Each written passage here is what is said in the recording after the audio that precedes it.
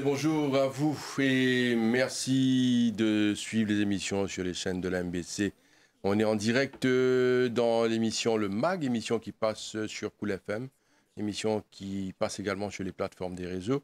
Cette émission est aussi enregistrée pour les besoins de la télévision. Nos invités ce matin, c'est Annabelle Ayelou, psychologue clinicienne, Head of Mental Health and Psychosocial Support. Également avec nous, Monsieur Timothy Nutu, qui est Child Safeguarding Coordinator, Project Manager. Vous êtes tous deux de SOS Village d'enfants. Messieurs, dames, bonjour. Bonjour. Bonjour. Merci d'avoir accepté notre invitation pour cette émission. Aujourd'hui, sur la question de bullying et aussi de la protection des enfants. Un sujet de grande actualité parce que cela concerne certainement tout ce qui est droit, tout ce qui est droit des enfants et aussi l'aspect mental health quand on parle de bullying sur les enfants. Alors, Timothy Nutu, alors le titre, vous êtes Child Safeguarding Coordinator et Project Manager. On parlera également des projets que vous avez à SOS Village. Mais pour commencer, dis-nous, c'est quoi SOS Village? Tout d'abord, merci beaucoup, Josiane, pour l'invitation. C'est une belle tribune aussi pour nous, pour pouvoir parler un petit peu de nos activités aussi. Donc, SOS Village, peut-être plus populairement, les Bandimoun, le public en général, connaissent comme un shelter. Donc, c'est ce qu'ils nous appellent Alternative Care. Donc, c'est les enfants qui sont référés par la CDU suite à une négligence parentale ou familiale. Ensuite, ils être placés chez nous. À partir de là, nous donnons tout bon soin qui a un enfant bien gagné. Il y a tout bon soin qui concerne ce développement, mais aussi tout le suivi psychosocial. Deuxième volet de nos activités, c'est l'action communautaire. Donc, pour aussi faire une prévention à ce qui est une famille brisée dans la communauté et aussi qui les enfants être référés à différents shelters comme le nôtre ou d'autres aussi à Maurice. Nous avons un outreach officers qui sur le terrain, le programme renforcement de la famille, qui fait la prévention à travers l'île. Donc, ban awareness, différents services de données, family strengthening, family empowerment notamment, différents services comme food pack, comment aide la famille, tu sais qu'on porte la famille. Ça veut dire qu'on est cause jeunes, enfants, maman, papa, différents services de données, justement pour éviter que la famille soit brisée. Et troisième et dernier volet de nos activités, c'est l'éducation. Donc, nous aussi, on a deux écoles pré-primaires, une basée à Beaubassin, une autre basée à Cuapip. Et nous donnons aussi un service à nos bénéficiaires après les heures de remedial class pour faire un petit peu l'accompagnement scolaire et le rattrapage aussi. Donc voilà un petit peu pour les grands volets de nos activités. Alors, vous êtes passé là-dessus pendant quelques secondes, mais il y a beaucoup de travail là. Alors, pour vous dire que quand vous parlez de shelter, les personnes qui rentrent dans un shelter, les enfants qui rentrent dans un shelter, c'est des enfants qui ils ont un problème. Il faudrait qu'à l'origine, qui nous comprend ça. Moi, personnellement, je ne vous cacherai pas, quand j'ai visité un shelter, j'étais vraiment choqué. Il n'y a pas longtemps, j'ai visité un shelter, vraiment choqué, propre problématique de ces enfants. Parce qu'il englobe toute autre réalité qui pas tout le monde qui est dans... qui la possibilité de comprendre, gagner accès aussi. Mais seulement, c'est un problème qui n'est pas évident.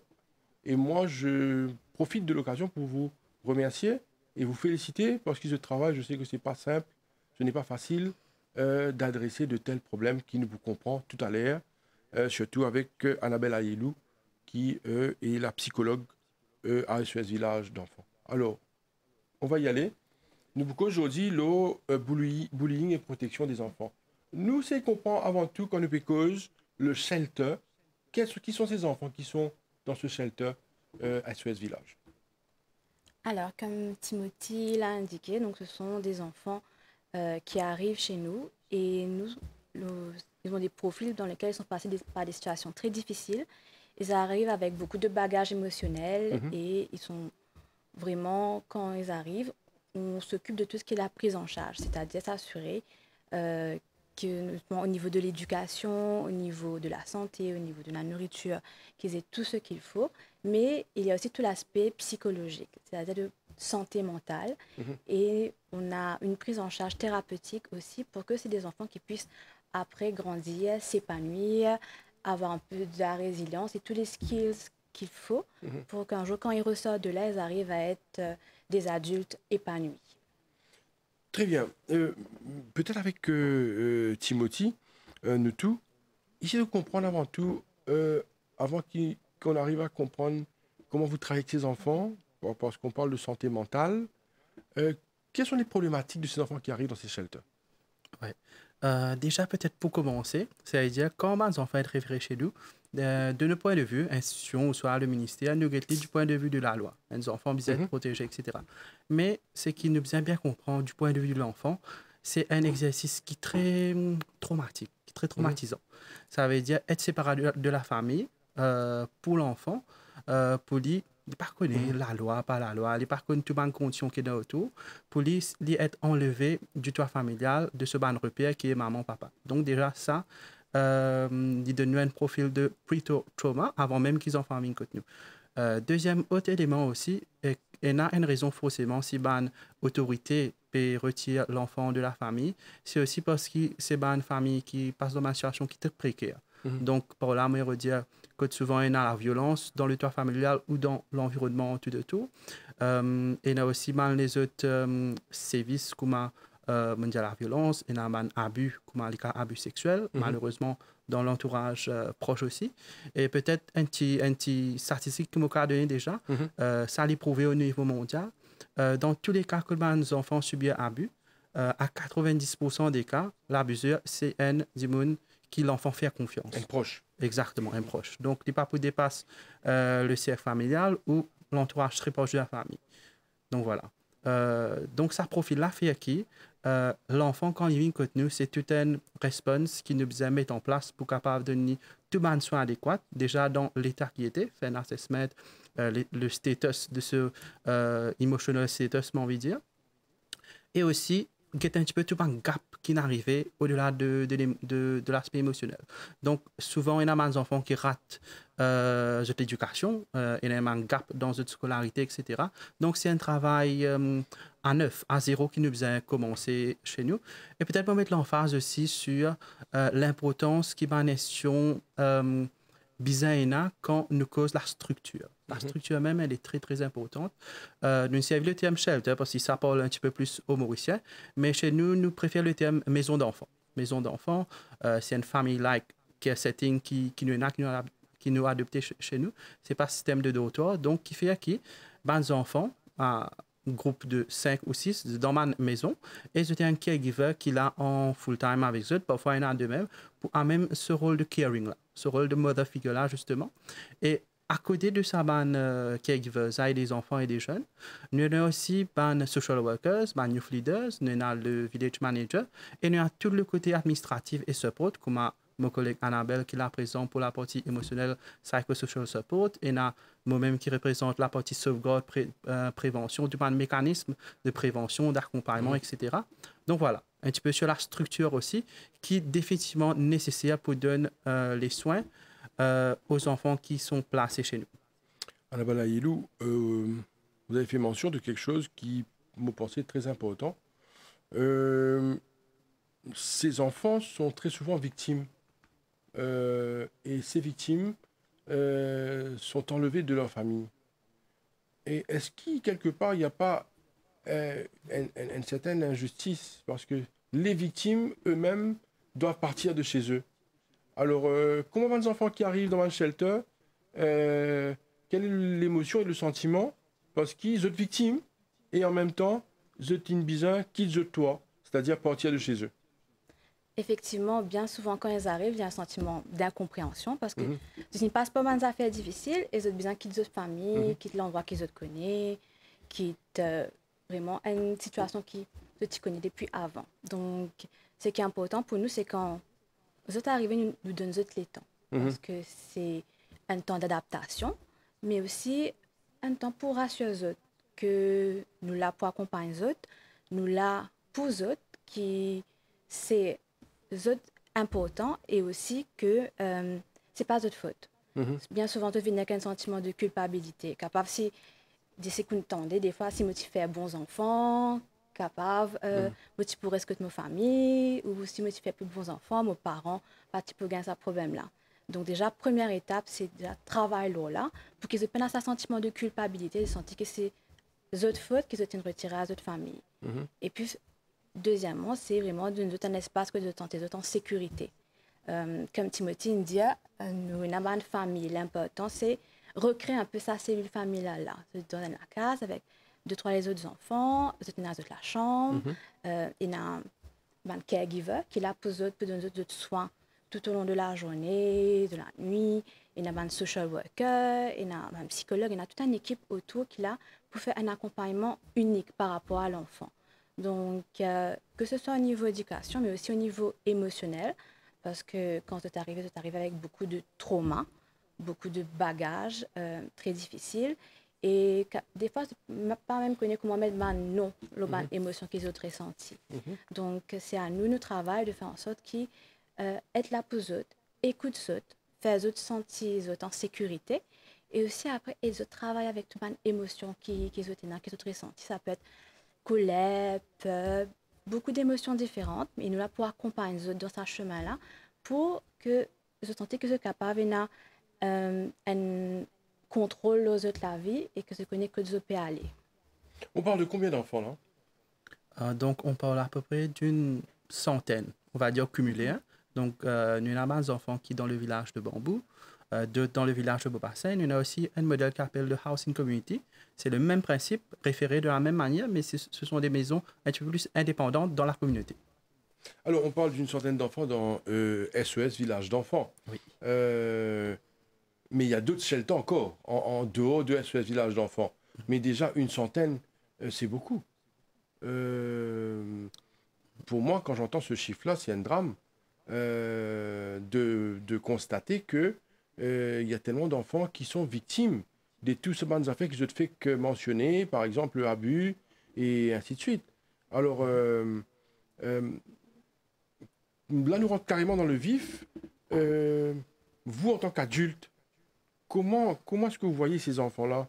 Et comment est-ce que vous percevez la situation sociale même avant qu'un enfant arrive à SOS Village?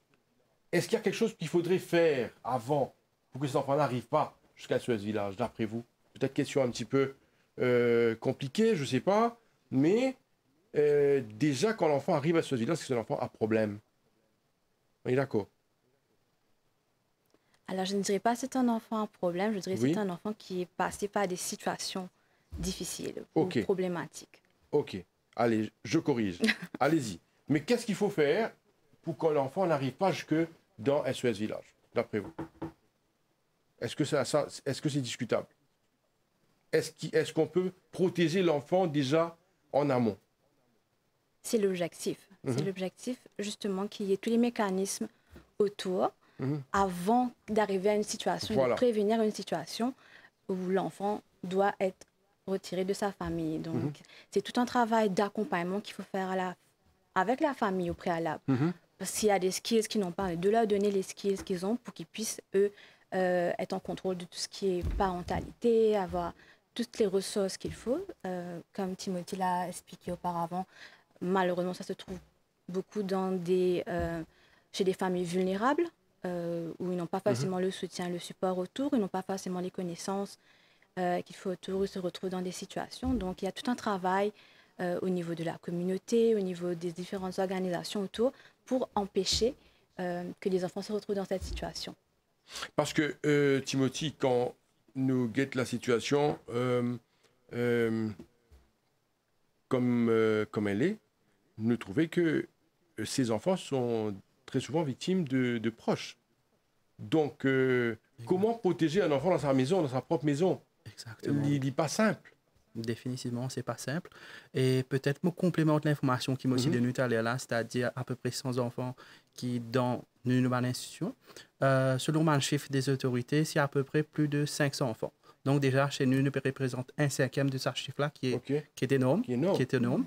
Et pour répondre à vos questions plus précisément, on envie de dire que peut-être la solution est où le problème est réellement. Ça veut dire que nous sommes capables aller dans le noyau du problème, descendre dans la communauté, aller dans ma famille, identifier qu'il n'y a pas un problème qu'il y a, identifier qu'il n'y a pas une ressource qui est autour, parce qu'il est aussi bon de saluer qu'il y a beaucoup ONG, il y a beaucoup d'associations aussi qui peuvent œuvrer dans la communauté, ben, anonymes, qui peut-être ne pas trop connaissent non, ne pas trop connaissent institutions, mais qui là quand même peut faire un travail du terrain, et aussi équipe ça man du monde qui a la vocation de faire le family empowerment, équipe qui en termes de moyens et qui en termes de capacité aussi, dans un training adéquat, et aussi me penser qu'il est temps là pour qui ONG, institutions, ministères, Ombudsperson for Children, NCIF, NEF, toutes les institutions qui composent la société civile, etc., capables de mettre une plateforme en place pour qu'ils soient capables d'identifier les problèmes ensemble, trouver une solution ensemble et faire un plan d'action commun. Donc ça, je pense que c'est très important. Oui. Exactement. La démarche commence. Se continue plutôt. Et peut-être c'est aussi l'occasion de saluer les partenaires qui sont dans la communauté, que ce soit les ministères qui aussi fundent plusieurs associations comme la NCIF par exemple, NEF qui présente dans la communauté, demande service dans la communauté, dans les maisons, etc. Et il y a pas mal de community working groups aussi qui sont mis en place, que plusieurs institutions ou soit travail social qui présent sur le terrain. Et là, il est temps peut-être de donner une dimension un peu plus méthodique à comment nous identifier un problème, comment un problème a été. Et il ne faudrait pas nous penser que le mot problème, c'est un mot qui fait peur, c'est un mot grave. Peut-être nous allons trouver qu'il y a un problème qui est réel, accepter qu'il y a un problème là, parce que si nous regardons tout d'un point de vue économique, nous pouvons dire que tout va bien. Ou il y a une fracture aussi sociale qui existait, mais je reste optimiste sur la question. Je reste très optimiste sur la question parce que moi j'estime que sur les 10 dernières années, quand nous avons même à l'université, un cours qui se peut donner, il y a énormément de jeunes qui ont la vocation pour suivre un domaine comme le travail social, qui est professionnalisé maintenant à Maurice, comme la psychologie, counseling, etc. Je reste très optimiste. Maintenant, peut-être il y a l'effort collectif de nous-mêmes, des gens qui sont responsables à faire, mais aussi un effort de la part des autorités pour donner ça de ressources là, pour alloquer ça de ressources à Côte Bizin pour qu'ils soient capables de descendre mieux en profondeur dans le noyau. Très bien. Alors, Annabelle Aïlou, vous avez mentionné qu'il faut donner du temps aux enfants, à ces enfants qui arrivent avec des difficultés, avec des problèmes. Alors,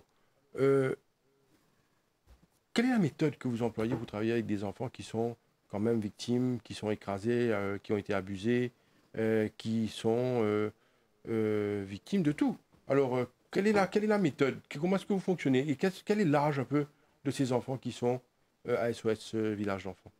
Alors, concernant l'âge, on a des petits comme des grands, donc ça peut aller de 3 ans jusqu'à 18 ans. On a des adolescents, on a de très jeunes enfants. Vraiment, il n'y a pas d'âge spécifique. Notre méthode de travail, c'est avant tout, comme j'ai dit, de donner le temps pour s'adapter, mais aussi d'avoir une approche personnalisée. Parce que ce qui aide, quand c'est dans le travail thérapeutique ou dans le travail pédagogique avec l'enfant, c'est le lien. Le lien est essentiel. Pour pouvoir faire tout travail avec un enfant, il faut qu'il sente qu'il y a un lien avec la personne qui s'occupe de lui et qu'il se sente en confiance pour pouvoir s'exprimer, pour pouvoir partager des choses et aussi aller de l'avant. Donc, que ce soit au niveau des caregivers, au niveau des social workers, des personnes qui l'entourent, c'est d'abord de passer du temps avec l'enfant. Passer du temps, apprendre qui est l'enfant, qui est ce jeune qui vient, lui laisser le temps de partager son histoire. Et on pense souvent que l'enfant est arrivé pour des situations d'abus ou problématiques, mais il faut aussi voir toutes les belles choses que l'enfant amène. C'est-à-dire quand il vient, chaque enfant a sa personnalité, donc aussi de percevoir aussi toutes les belles qualités qu'il a et de travailler, de passer du temps avec l'enfant, de créer ces liens de confiance, ces liens d'attachement et qui va nous permettre, dans un second temps, de faire le travail thérapeutique pour l'aider avec cette histoire difficile, pour l'aider à s'exprimer et aussi à comprendre mais quels sont ses besoins. Quels sont ses besoins au niveau de l'école, au niveau social, ses interactions avec les amis. Et pour chaque enfant, on développe un plan de développement. Alors, certains enfants sont là pour de très courtes durées et d'autres sur le long terme, donc sur plusieurs années. Donc, c'est à nous de travailler un plan en fonction des besoins de l'enfant. Donc, chaque enfant a un plan individualisé. On va travailler différents domaines, que ce soit la santé, l'éducation, mais aussi la sociabilisation, la santé mentale, le well-being de l'enfant, qu'est-ce que cet enfant a besoin pour pouvoir grandir bien, pour pouvoir être épanoui à l'école, pour pouvoir interagir en société. Et donc, c'est de laisser le temps à l'enfant, mais aussi de préparer un plan spécifique pour l'enfant qui va venir combler ses besoins et aussi de faire en sorte qu'il ait tout un réseau autour de lui, on va dire tout le support qu'il faut pour pouvoir grandir correctement. Un enfant de 3 ans qui arrive dans le centre, à SOS Village. Alors, comment est-ce que vous fonctionnez avec un enfant de 3 ans qui est quand même là un bébé? Est-ce que la maman est ensemble? Comment ça se passe? Ouais. Quand nous causons un petit peu profil d'enfant, il est important de nous causer profil de la maman aussi, de la caregiver aussi. Okay. Donc, parce qu'à n'importe quel moment, nous avons un enfant de tout âge, de tout profil. Là, on cause 3 ans qui est petit. Nous avons un adolescent aussi. Okay. Nous avons un fille garçon. Nous avons un qui a un retard. Nous avons un qui a des difficultés aussi. Ça, c'est pareil, c'est un profil que nous sommes capables de gagner. Donc, ce qui est très, très, très important, c'est que de base, avant même qu'ils en prennent à venir, c'est qu'il y a tous les outils qu'il a autour. Il y a tous les officiers qu'il a capables de faire un semaine, donner un support pour mettre l'enfant dans de meilleures conditions. C'est-à-dire que ce soit de ce confort dans la maison, mais aussi de ce accompagnement. Ça, c'est une chose.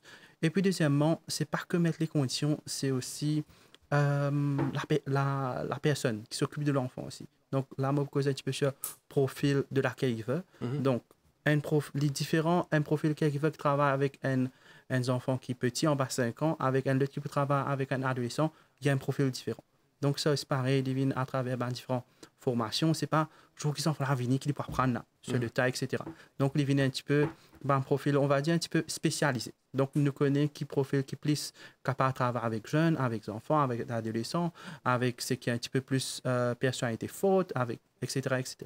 Donc, c'est un petit peu comme ça. Après, il vient un petit peu tout au-delà de l'aspect pédagogique, il vient un petit peu tout activité d'inclusion aussi qui nous fait. Par exemple, nous avons comme l'art-thérapie, nous fait le théâtre aussi, nous faisons différentes activités sportives, nous faisons le mix forming aussi, de sorte à ce qu'il y ait une activité sociale. Et deuxièmement, il y a une activité thérapeutique aussi. Donc, voilà un petit peu qui va les outils qui va dans le contexte. Messieurs, dames, vous avez sous votre charge une centaine d'enfants. 300, c'est ça? 300? Oui, donc 200 et les autres, ce sont des maisons dans la communauté. Ok. Alors, comment vous faites financièrement? Est-ce que c'est discutable? Est-ce que vous avez... Là, on parle d'encadrement, on parle de support, on parle de professionnalisme, beaucoup de professionnels. Alors, comment est-ce que vous faites? Vous êtes quand même une ONG. Alors, est-ce que vous avez l'encadrement ici avec les autorités? Comment ça se passe? Ouais, peut-être il est aussi bon de saluer, merci pour donner l'occasion aussi, que la NCIF, c'est majoritairement la NCIF qui finance nos activités qui sont liées à Alternative Care, donc les shelters, etc. Donc définitivement, nous avons le support de la NCIF. Ceci étant dit, le développement d'un enfant, c'est quelque chose de très, très coûteux parce qu'il y a tout plein de ressources qui sont autour, il y a tout plein d'aspects du développement. C'est pas que, comment dire, donner seulement basic needs, il y a tout l'aspect émotionnel, pédagogique, psychosocial, etc. Et il y a aussi l'infrastructure autour. Par exemple, une maison pour les enfants, l'écouter, il y a la maintenance, il y a aussi ce repas au quotidien, il y a aussi une activité qui fait, il y a aussi des coûts, des frais de spécialistes qui nous recrutent pour donner soin aux enfants, définitivement. Et c'est pour ça aussi que nous essayons de faire un petit peu appel à différents donateurs, à bienfaiteurs qui souhaitaient participer dans cette action-là. Donc, nous aussi, on a un département, en plus de fonds qui nous gagnent à travers le ministère, donc la NCIF et le ministère de Gender. nous avons aussi un département de fund development chez nous, de fundraising development, quand nous avons différents officiers qui travaillent pour raiser les fonds pour nous mettre différents projets. Peut-être nous sommes capables aussi de dire un petit mot sur comment nous sommes capables de aussi financement sur plusieurs les autres activités qui nous font. Pour passer la parole un petit peu plus loin à mon collègue sur la partie de psychosocial pour le financement et tout. C'est tout un projet, tout un concept. Mais aussi, je souhaite souligner que dernièrement, nous avons un financement de l'Union européenne. C'est une action qui peut commencer là. On est déjà commencé, qui peut durer 3 ans. Et c'est majoritairement les actions communautaires. Je profite peut-être de l'occasion pour saluer aussi notre partenaire Amo Espoir, qui trouve à Côte-Rafin. Donc, nous nous basons à l'office à Beaubassin, un partenaire qui trouve à Côte-Rafin. Et c'est à travers ce style de partenariat-là que nous pouvons créer, mais plutôt participe dans l'impact au niveau communautaire. Donc, nous avons plusieurs activités qui peuvent venir là, qui peuvent démarrer fort. Par exemple, dimanche, nous avons le Day of African Child. Le thème cette année-ci, c'est l'éducation pour tous les enfants africains. Bientôt, nous faisons un petit event en ce sens. Et nous pouvons avoir plusieurs activités de awareness qui peuvent venir directement dans la communauté. C'est-à-dire, nous pouvons descendre dans la communauté avec différents community leaders qui nous sont sur le terrain. Nous pouvons rassembler groupes de parents. Comme on dit, parents, c'est aussi papa. Il ne faudrait pas nous penser que l'éducation d'un enfant, c'est que la maman qui peut venir dans ma awareness, c'est aussi le papa. Il est capable d'extendre à l'oncle ou à la grand-mère qui est dans la famille aussi. C'est aussi tout ça qui participe dans l'éducation de l'enfant. Nous pouvons cibler aussi les jeunes pour connaître leurs droits, pour connaître qu'il y a un abus, mais aussi pour connaître leurs responsabilités. Il est très important de dire qu'il y a la loi qui protège les enfants, mais il est tout autant important de dire que c'est vrai que toute institution est responsable, que les parents, que l'institution ont une responsabilité, mais il est important d'éduquer les jeunes aussi sur leurs responsabilités aussi vis-à-vis des autres jeunes qui sont autour d'eux et vis-à-vis des plus petits enfants aussi. Parce que nous avons la tendance un petit peu dans les écoles, le harcèlement, peut-être nous pouvons forcément sur le sujet un peu plus loin. Donc ça, et aussi nous pouvons travailler en collaboration avec les différents ministères pour nous capables de renforcer les différents community working groups. Comme un motivé que j'ai allé là, nous avons différents stakeholders qui sont dans la communauté, les cas ministères, les cas social workers, etc., ainsi de suite, les institutions, tout ça. Nous pouvons faire un petit travail avec eux pendant ces 3 années pour renforcer le mécanisme. Par exemple, si nous avons une expertise en termes de protection des enfants, nous pouvons avoir capacité d'eux pour qu'ils soient capables de détecter un abus, répondre à un abus et aussi faire un référent à une autorité concernée. Un dernier mot sur ce sujet, le projet a aussi découvert une activité à Rodrigue. Donc ça, c'est très important qu'il nous pas oublier que Rodrigue fait partie de nos République. Exactement, merci beaucoup. Et qui les activités sont étendues à Rodrigue aussi. Donc voilà, que ce soit pour les community awareness, mais aussi pour mettre en place les Child Protection Network. Alors, pour compléter ce que mon collègue dit par rapport à mental health, alors c'est forcément un coût parce qu'il y a tout l'accompagnement thérapeutique des psychologues, mais pas uniquement quand on parle de mental health and psychosocial support. La partie psychosocial est aussi très importante parce que il y a des enfants, c'est à travers d'autres moyens qu'ils vont pouvoir s'exprimer, travailler. Donc, il y a des activités comme la thérapie, le théâtre, des ateliers de lecture, des activités un peu plus sportives aussi, comme le kickboxing, le yoga.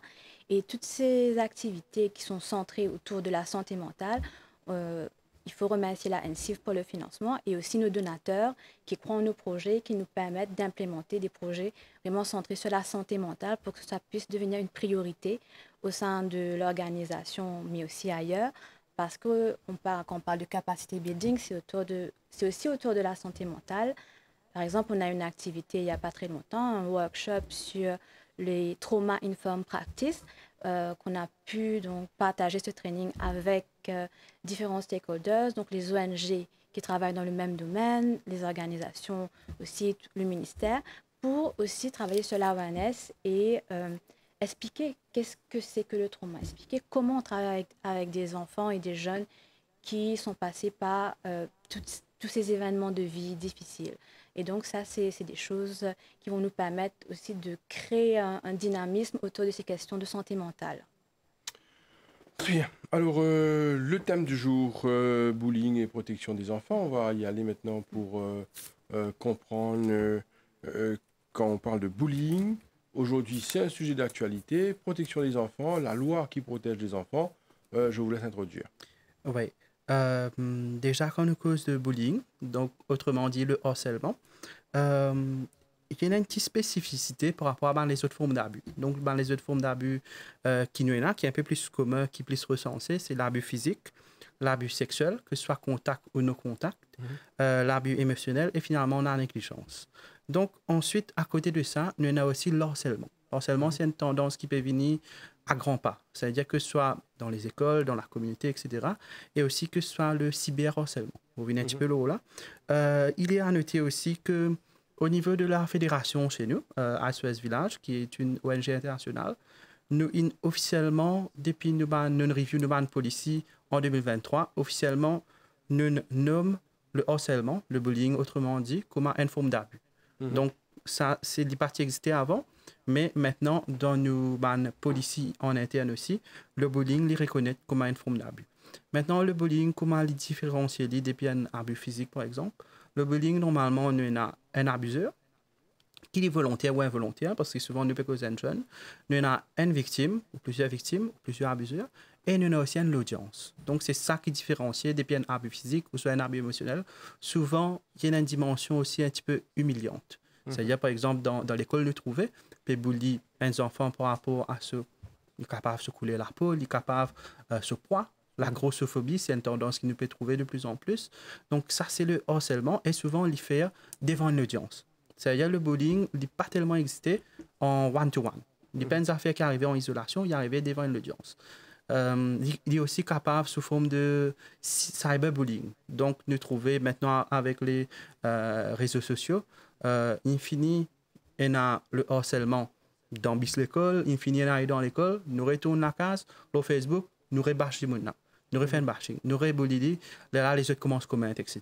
Donc voilà un petit peu comment le bullying, le harcèlement, différencie des autres formes d'abus.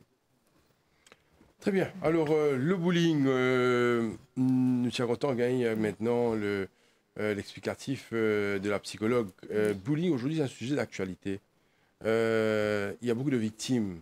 D'ailleurs, la nouvelle loi qui protège les enfants fait mention de la bullying et c'est un délit aujourd'hui reconnu par une législation.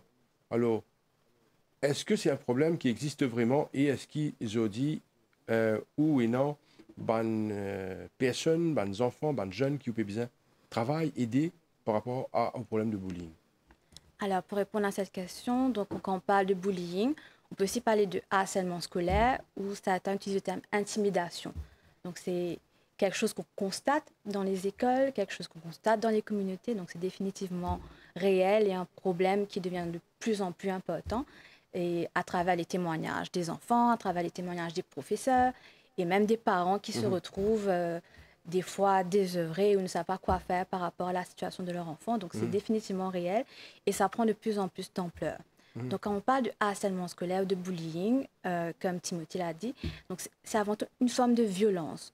Donc, c'est une violence il y a trois éléments pour reconnaître le bullying.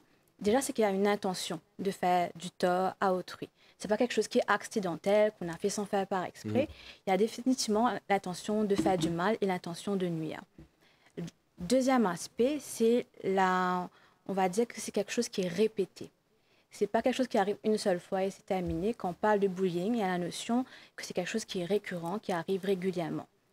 Et le troisième aspect, c'est qu'il y a on va dire qu'il n'y a pas la même balance de pouvoir entre les différents parties. C'est-à-dire qu'il y a un enfant ou un jeune qui est placé dans une situation où il a du mal à se défendre, il ne peut pas se défendre. Et face à, on va dire, cette notion de bullying, elle peut se présenter sous plusieurs formes. Donc, quand on parle de bullying, il y a le bullying physique. Ça peut être se faire bousculer, se faire frapper, tirer les cheveux, pousser, vraiment tout ce qui est de l'ordre physique. Il y a la partie aussi sociale dans le bullying, être exclu de tous les groupes, se retrouver seul à la récréation, être isolé, ne pas avoir d'amis, où on dit non, lui on va pas lui parler, ou il va rester au fond de la classe. Vraiment la partie sociale où l'enfant va se sentir très, très seul. Il y a donc la partie psychologique, parce que le bullying, ce n'est pas uniquement physique, c'est aussi toute la partie psychologique avec tout ce qui peut être humiliation, rabaisser l'autre, la partie verbale avec les insultes, des fois des nicknames qui peuvent coller à la peau après et être très insultants. Et il y a la partie cyberbullying dont Timothée a parlé qui prend de plus en plus d'ampleur. Pourquoi? Parce que le cyberbullying, c'est quelque chose qui est très rapide. C'est-à-dire un message sur WhatsApp ou les réseaux sociaux. Quand on parle de réseaux sociaux, ça peut être Instagram, TikTok, Snapchat, toutes sortes de réseaux sociaux. Donc, c'est quelque chose qui est instantané. Non seulement c'est instantané, mais ça a une ampleur immense. C'est-à-dire le scope, si on parlait il y a 20 ans de bullying à l'école, ça va concerner les personnes qui sont à l'école. Mais sur les réseaux sociaux, en un clic, il y a des centaines et des centaines de personnes qui voient le post, les insultes. Donc, ça prend une dimension qui est énorme.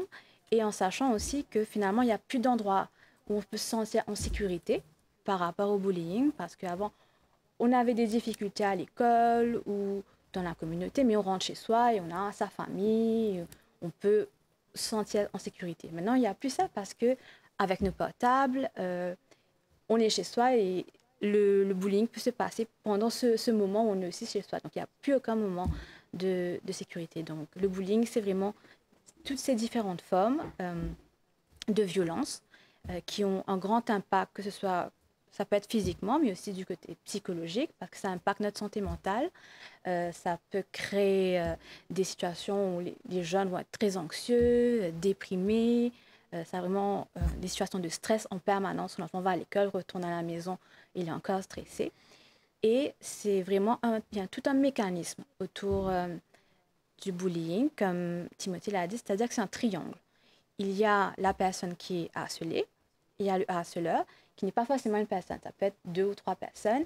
Et puis, il y a tous les gens autour, c'est-à-dire les spectateurs, ceux qui sont témoins de cette scène. Par exemple, si on prend le cas d'une situation où les enfants sont à l'école, donc ça va être l'élève qui est harcelé, son harceleur, et tous les autres enfants de la classe qui finalement, sans faire attention, sans le faire consciemment, ils rentrent dans ce système, aussi ce mécanisme de bullying, parce que en faisant un commentaire, on rit sans faire par exprès, et finalement, sans le savoir, on est dans ce système, dans ce mécanisme de bullying. Donc, c'est une situation qui est parfois complexe, parce qu'on peut être dedans sans vraiment le réaliser. Et donc, quand on parle psychologiquement de la santé mentale, ce qui est important, même parce qu'on sait qu'il y a beaucoup de dégâts suite au bullying, c'est pas seulement d'accompagner la personne qui est harcelée, ça c'est un besoin qui est essentiel, bien sûr, de l'accompagner, de lui donner toute l'aide et le support dont il a besoin, mais c'est aussi d'accompagner les personnes qui sont autour. Donc même les personnes qui harcèlent, même les personnes qui sont dans d'autres, on va dire, d'autres côtés de ce triangle, ont besoin d'être accompagnées, de pouvoir parler, de s'exprimer de cette situation. Moi, ma question serait, des fois, on banalise le bullying. Par exemple, ceux qui rigolent, ce sont des gens surtout qui banalisent. Aujourd'hui, les choses ont changé parce que ça fait partie, je le redis, de notre législation. Donc, que vous regardiez, que vous participiez, que vous soyez le harceleur, vous êtes parmi ceux qui, comme vous avez dit, fait partie du mécanisme. Donc, moi, je pense que les gens doivent savoir qu'il y a une loi aujourd'hui et que le bullying est considéré comme un délit. Et ça, je pense que si les gens le savaient, ils n'allaient pas y participer. Donc, moi, je pense qu'il y a cet aspect de, quand même, comme on le fait là maintenant, de dire aux gens que le bullying aujourd'hui est un délit et qu'il faudrait qu'ils sachent. Et ça fait partie de... C'est pas uniquement à Maurice, c'est dans le monde entier. Et si on veut aller un peu plus loin, il y a des gens même qui ont mis fin à leur vie parce qu'ils ont été victimes de bullying. Alors, mademoiselle Ayelou, vous êtes psychologue, vous êtes bien placée pour nous dire que effectivement, il y a des gens qui ne supportent pas. Et après cela, ils peuvent commettre l'irréparable. Effectivement, parce qu'il y a ce sentiment non seulement, donc, c'est les personnes qui sont victimes de ce type d'intimidation et de bullying sont en souffrance. Et cette souffrance, bien souvent, les personnes vivent cette souffrance seules parce qu'ils sont isolés, ils ont parfois peur de dire ou qu'est-ce que les autres vont penser de moi ou qu'est-ce que mes parents vont dire.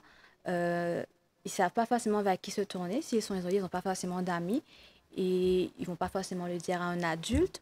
Donc, il y a cette notion de souffrance, d'isolation qui a un fort impact sur la santé mentale. Donc, comme je le disais avant, ça crée une situation de stress permanent, mais aussi ça peut créer des situations d'anxiété, de dépression.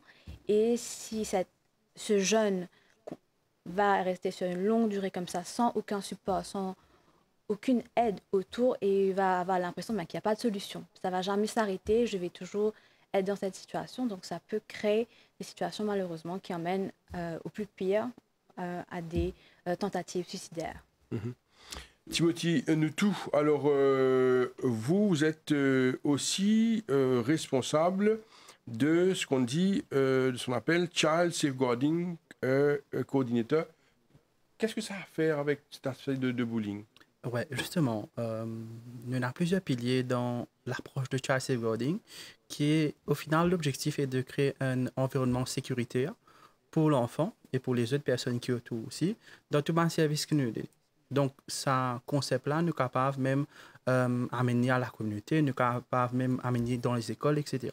Mais le concept est du point de vue de l'organisation. L'initiative, c'est l'organisation qui prend pour assurer le safe environment vraiment de ses participants, de ses bénéficiaires, principalement les enfants. Maintenant, le safeguarding, donc nous avons plusieurs piliers. Par exemple, nous avons, comme tu peux causer là à l'instant, c'est nous avons la loi qui s'appelle le Children's Bill 2020, le Children's Act 2020, qui est amendé depuis 2 ans maintenant. Mais je pense dans l'oreille du grand public, il y a des affaires qui restent plutôt floues.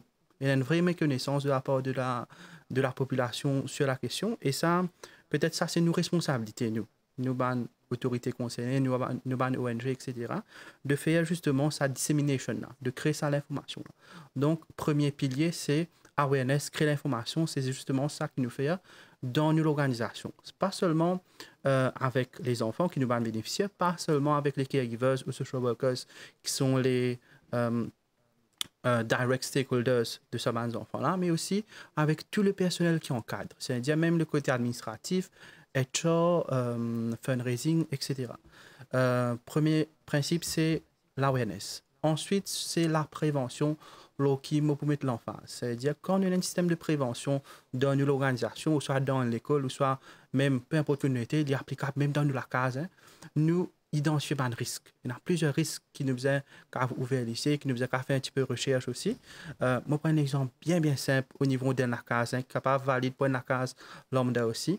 Dans la maison, nous ne pouvons pas que à Bulin, si nous avons des petits enfants, 5 ans, 6 ans, et que dans la cuisine, nous avons un objet tranchant. C'est un aspect de protection, nous faisons quand même un contrôle. Par exemple, un petit lapote qui est cadenassé ou soit l'enfant n'a pas accès. Un autre exemple qui paraît bien bête, bien banal, les enfants nous connaissent attirés avec couleur.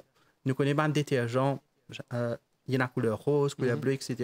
Les enfants qui pensent jouer, etc., etc.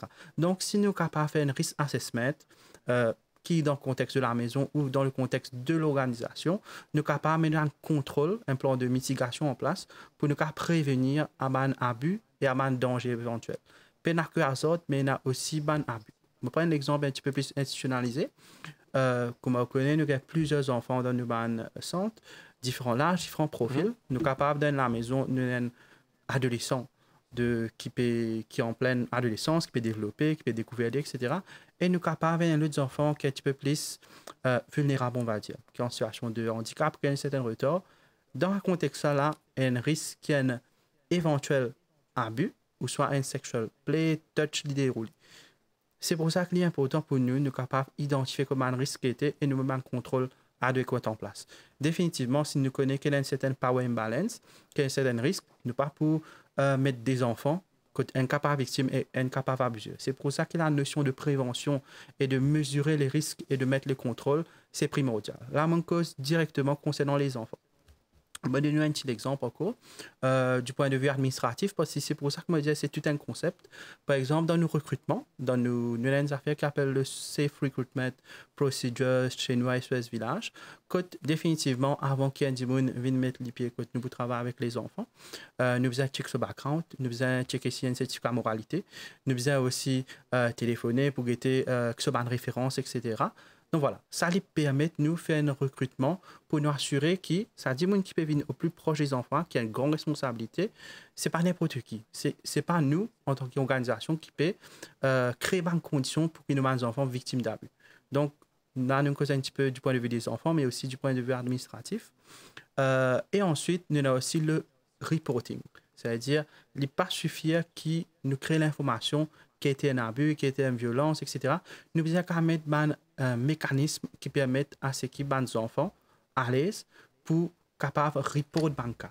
Par exemple, nous sommes capables de mettre un poster qui nous fait côté nous. Nous sommes capables de mettre, par exemple, cette année-ci, une nouveauté que nous mettons en place un CS phone, un child safeguarding phone, qui n'importe qui du monde, qui moi-même regardé personnellement, qui n'importe qui du monde dans l'organisation, qui peut suspecter un abus, il est capable d'un adulte, il est capable d'un enfant, il téléphone le numéro là de manière totalement anonyme pour les reporter. Donc, il n'y a aucun risque qui a un problème avec mon collègue, qui peut avoir une répercussion sur mon travail, etc. Donc, ça, c'est un petit peu un mécanisme de report qui nous permet. Nous sommes capables aussi de mettre une suggestion box qui est anonyme, un monde qui a coulé un complet là-dedans, et puis il y a un comité qui peut guetter, qui peut faire le responding. Et finalement, dernier principe qui nous a, c'est le responding.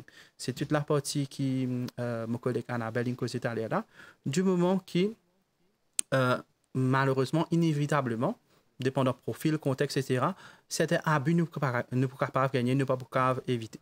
Par exemple, si nous pouvons gagner une petite tendance d'abus émotionnel, bullying, qui est le cas, nous sommes capables de donner un responding adéquat à la victime en premier, la protection de la victime, nous assurer que la victime et abuseur pas dans même la maison, par exemple, ou soit pas dans la même facilité.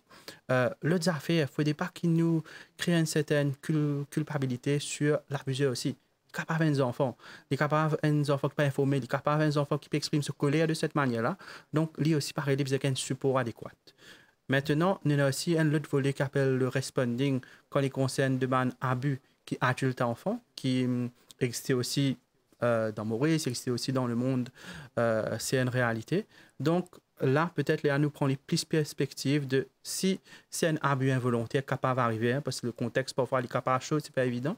Parfois, nous pas connaître qui nous peut commettre un abus émotionnel, souvent, nous besoin parole, les enfants là, ses parents, ça peut être lui, il vient un abus émotionnel, qui ne pas se poser, mais parfois, il est capable d'arriver. Mais par contre, si c'est un abus, c'est pas une violence qui est plus sévère, comme un abus physique avec violence, définitivement, là, l'organisation peut avoir une approche plus disciplinaire concernant le staff, et ça, ils font partie de sa procédure qui est le child safeguarding. Donc voilà, en gros, un petit peu. Le temps passe tellement vite. On est presque arrivé à la fin de l'émission. On termine dans quelques minutes. Alors, Annabelle Ayelou, cet aspect de bullying, protection des enfants, et ce qu'on a adressé comme situation au niveau de SOS Village d'enfants. Je vous demande déjà là de conclure, surtout par rapport à ce qu'on a dit concernant awareness, concernant le bullying. Alors, concernant le bullying, l'awareness et la prévention sont essentielles. Pourquoi? Pour pouvoir repérer les signes chez les enfants, qu'il y a un souci, qu'il y a un problème à l'école, qu'il y a un problème en dehors avec les amis. Donc, la partie reconnaître les signes est très importante. C'est pour ça que c'est important de passer le message, de former les gens, de former les éducateurs, de former les professeurs et de passer le message aux parents pour qu'ils puissent, eux, à ce moment-là, aider leurs enfants. Et donc, on va dire, pour nous, notre objectif, c'est vraiment de passer toutes les informations nécessaires au plus grand nombre de personnes, à tous les stakeholders, pour pouvoir empêcher ces situations d'arriver. Et si elles arrivent, d'avoir la réponse appropriée pour aider l'enfant. Et plus un grand nombre de personnes sera informées sur ces problématiques et sur la façon où on peut travailler avec, je pense, ça va aider de plus en plus de jeunes et d'enfants qui vivent ces situations. Timothy Nutu, pour terminer. Oui, donc peut-être, moi saisis l'occasion aussi pour partage au public qui SOS Village, peut-être tout le monde a nom là, peut-être d'autres pas entendus aussi, c'est 35 ans d'existence cette année-ci, rien qu'à Maurice. Donc 35 ans qui nous peut fêter cette année-ci. Et peut-être comme mot de la fin, c'est que nous sommes capables de bouger vers un partenariat. Parce que seul, on ne peut pas faire le travail, parce que nous, ce que nous souhaitons, c'est l'impact. C'est que la protection des enfants au niveau national, être renforcée. Il y a renforcé vraiment. Et moi, je crois, c'est une vision SOS Village dans le partenariat avec, que ce soit les ONG, nous partenaires tout la Cité Amour et Sport, que ce soit d'autres qui membres de la société civile, des cas particuliers, des cas par les écoles. Par exemple, là, dernièrement, on est à l'école James Tulsi Government School qui nous sollicite nous pour une faire un petit awareness pour capacity build un petit peu sur le staff. Donc, peut-être me lance l'appel aussi à ma nation qui peut nous, capable de rentrer en contact avec nous, nos page Facebook pour solliciter nos supports que nous sommes capables de donner. Et aussi avec les ministères concernés et les partenaires qui ont envie de participer dans cette action-là. Par exemple, l'Union européenne peut faire un gros travail concernant les droits de toute personne, y compris les droits des enfants. Moi, saisis l'occasion aussi pour remercier tout ban bienfaiteur, tout ban donateur qui peut permettre ça, qui permettent nous croire dans un rêve-là, et rêve-là, il pas un rêve, il peut devenir une réalité bientôt. Timothy Noutou, Child Safeguarding Coordinator, Project Manager à SOS Village d'Enfants Maurice, également Annabelle Ayelou, psychologue clinicienne, Head of Mental Health and Psychosocial Support. Merci beaucoup pour votre présence sur ce plateau et merci pour tous les renseignements dispensés. Merci à vous. Merci. Et bonne continuation. Merci beaucoup. Merci. Et voilà, nous sommes arrivés à la fin de l'émission Le MAG pour aujourd'hui. Merci à vous de nous suivre. Restez fidèles et branchés sur les chaînes de l'MBC. Merci et bonne journée à vous. Au revoir.